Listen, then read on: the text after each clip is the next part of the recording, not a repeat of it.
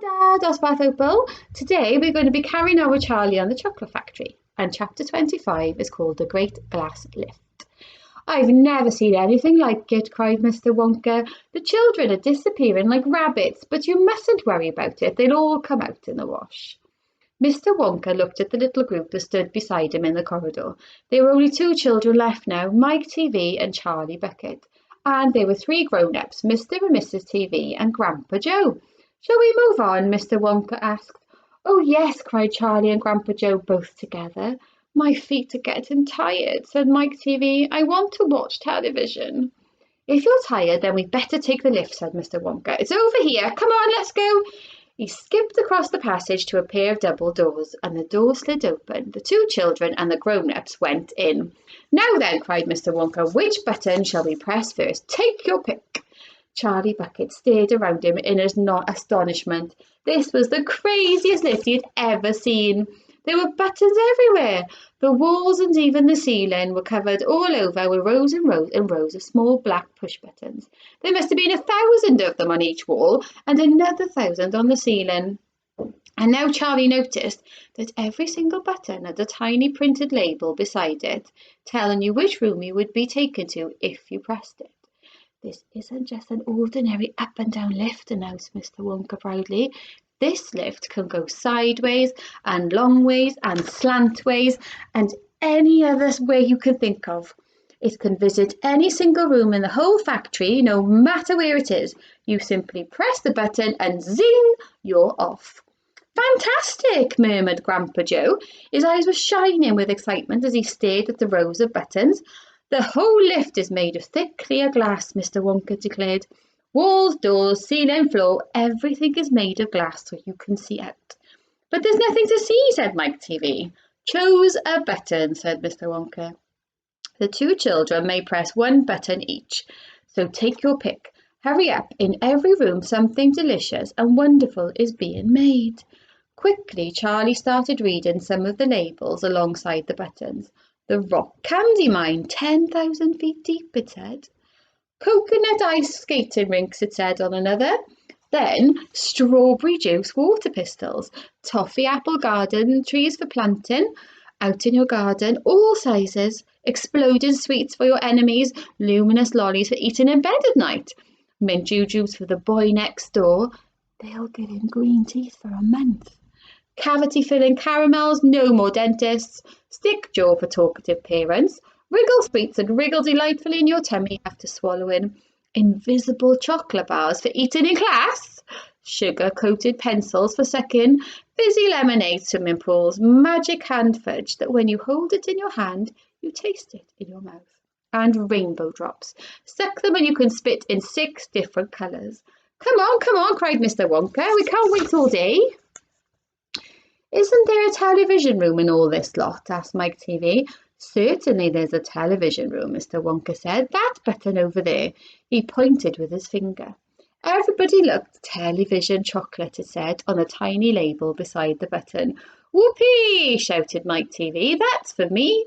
He stuck out his thumb and pressed the button. Instantly there was a tremendous whizzing noise. The doors clanged shut, and the lift leaped away as though it had been stung by a wasp. But it leapt sideways, and all the passengers, except Mr. Wonka, who was holding on to a strap from the ceiling, were flung off their feet onto the floor. Get up, cried Mr. Wonka, roaring with laughter. But just as they were staggering to their feet, the lift changed direction and swerved violently round a corner. And once they went over again. Help, shouted Mrs. TV. Take my hand, madam, said Mr. Wonka gallantly. There you are. Now grab this strap. Everybody grab a strap. The journey's not over yet. Old Grandpa Joe staggered to his feet and caught hold of a strap. Little Charlie, who couldn't possibly reach as high as that, put his arms around Grandpa Joe's legs and hung on tight. Can you see him? There's Mike TV, and there's Charlie holding on to Grandpa Joe, and they're all holding on to straps from the ceiling. The lift rushed on at the speed of a rocket. Now it was beginning to climb. It was shooting up and up and up on a steep, slanty course as it were climbing a very steep hill. Then suddenly, as though it had come to the top of the hill and gone over a precipice, It dropped like a stone, and Charlie felt his tummy coming right up into his throat. And Grandpa Joe shouted, "Yippee! Here we go!" And Mrs. TV cried out, "The rope has broken, we're going to crash!" And Mr. Wonka said, "Calm yourself, my dear lady," and patted her comfortably on the arm. And then Grandpa Joe looked down at Charlie, who was clinging at his legs, and he said, "Are you all right, Charlie?" Charlie shouted, "I love it! It's like being on a roller coaster." And through the glass walls of the lift, as it rushed along, they caught sudden glimpses of strange and wonderful things going on in some of the other rooms. An enormous spout with brown sticky stuff oozing out of it onto the floor. A great craggy mountain made entirely of fudge, with Oompa Loompas all roped together for safety, hacking huge hunks of fudge out of its sides. A machine with white powder spraying out of it like a snowstorm. A lake of hot caramel with steam coming off it. A village of Oompa Loompas with tiny houses and streets, and hundreds of Oompa Loompa children, no more than 4 inches high, playing in the streets. And now the lift began flattening out again, but it seemed to be going faster than ever.